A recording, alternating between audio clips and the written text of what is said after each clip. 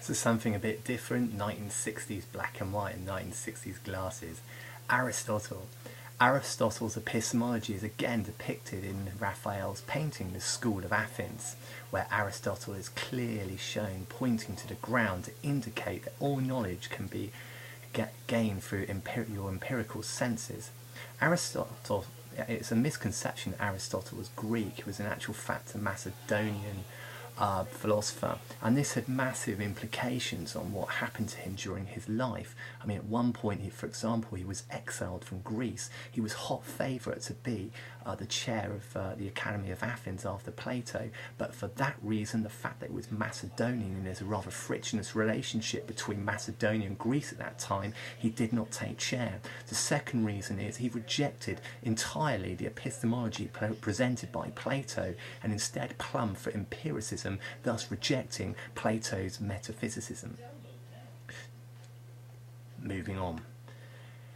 He believed that absolute knowledge of the world can be acquired via empirical senses, unlike Plato. We are given a specific method by Aristotle, which he coined the 4 causes to gain knowledge using our senses. The first is material, in other words, what is the object made of? The second is the efficient, who made it? Where did it come from? The third is formal. What shape is the object? The fourth is final. What is the object's telos or purpose? MEFF, MEFF, material, efficient, formal, final. He believed that if you pose these 4 questions about the world, you can gain definitive knowledge of it. Aristotle was particularly interested in exploring both the efficient and final cause, as these causes actually were the ones that he believed gave us clues about God, or the prime mover.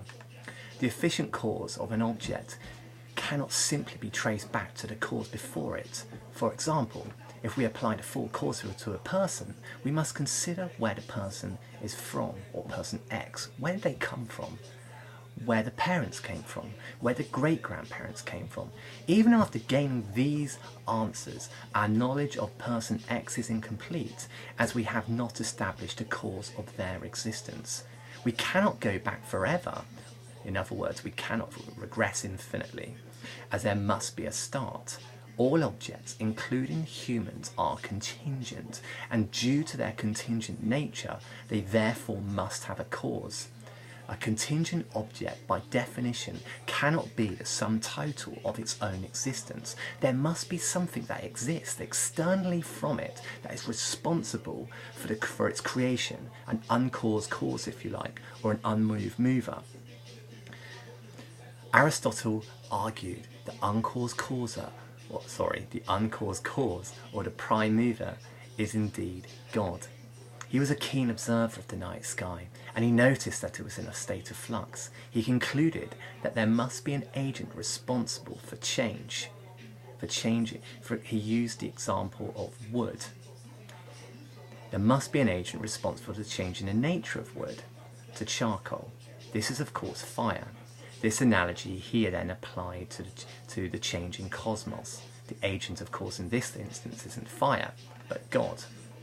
The final cause led Aristotle to explore telos.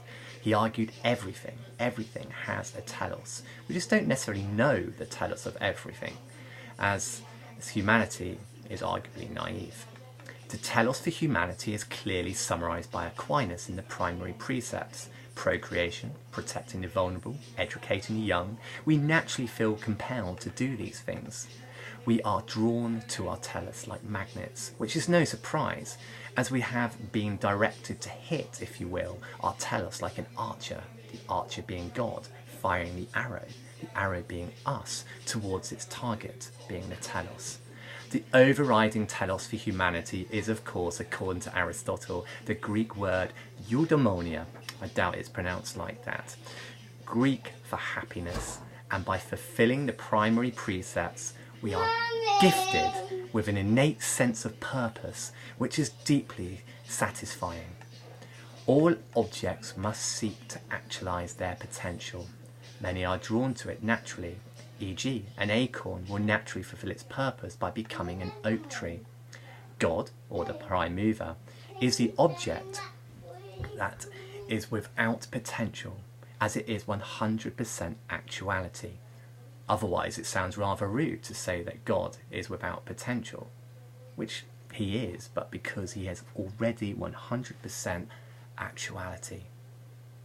God cannot therefore acquire new information. This would represent change in some way. In fact, when God thinks, he merely reflects on himself, of course. He doesn't change, as this would mean he is not permanent and not perfect. So we move on quite swiftly to the evaluation. Children do appear to possess an innate ability to categorize species of animal. This is built on their ability to use their empirical senses. But Aristotle's epistemology fails to explain child geniuses. Our senses have the capacity to delude us. They are therefore unreliable tools.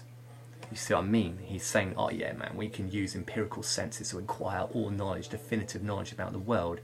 Absolute rhubarb actually, because Descartes, as we know, says we get deluded by our senses. We only have to look at things like mirages, refraction.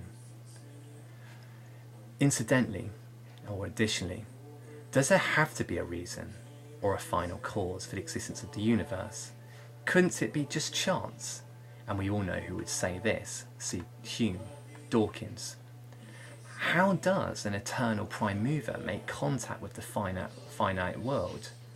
How is the magnetic draw of this mysterious unmoved mover drawing all things to completion to be understood? This, arguably, is an inductive leap. His argument for the prime mover starts by saying that everything has to be caused and ends by saying that something is uncaused. In other words, and it's only very convenient to say, who created God?